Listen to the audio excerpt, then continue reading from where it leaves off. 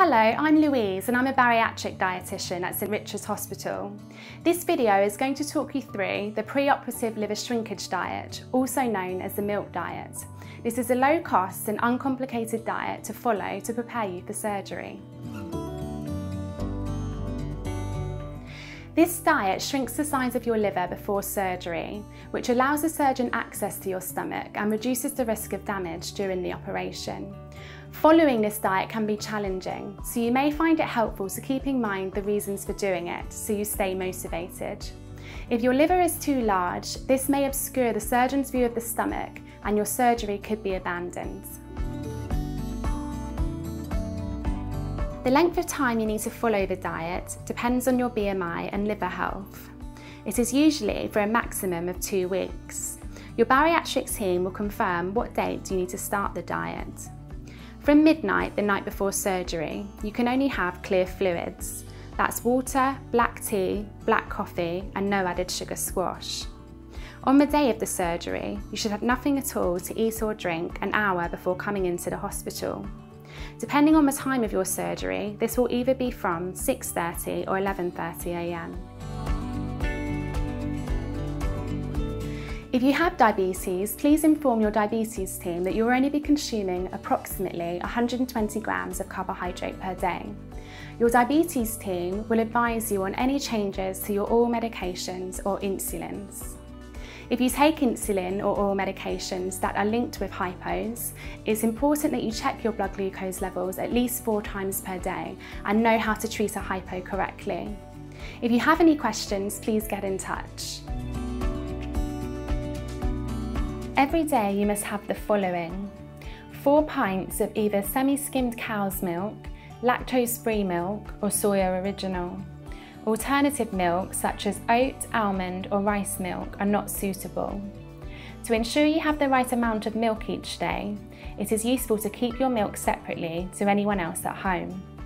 Plan how you will space your milk allowance throughout the day, so you are not left with too much or too little later on in the day.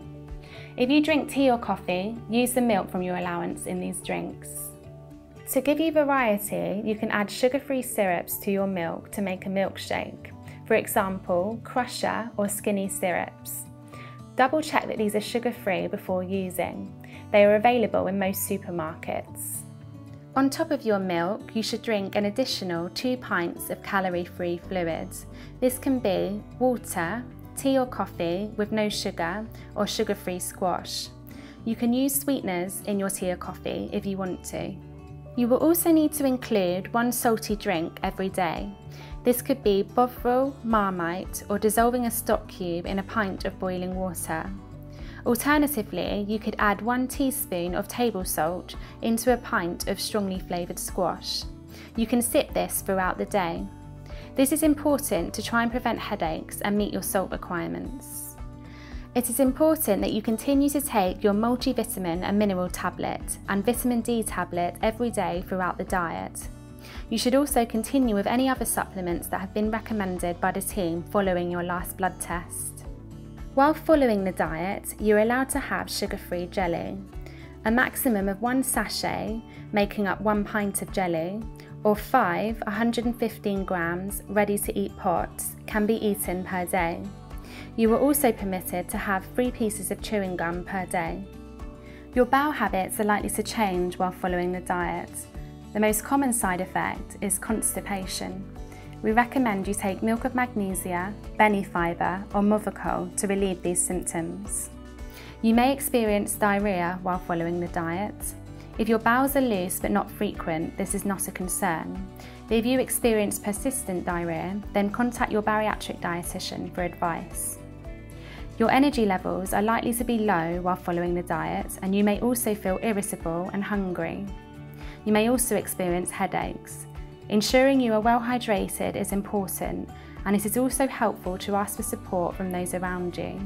Keep in mind the reasons for following the diet. Remember, the diet is preparation for surgery and not for weight loss. It should only be carried out under the supervision of a dietitian. You can refer to pages 8 to 9 in your booklet for more details. Please contact the bariatric office if you have any questions. Thank you.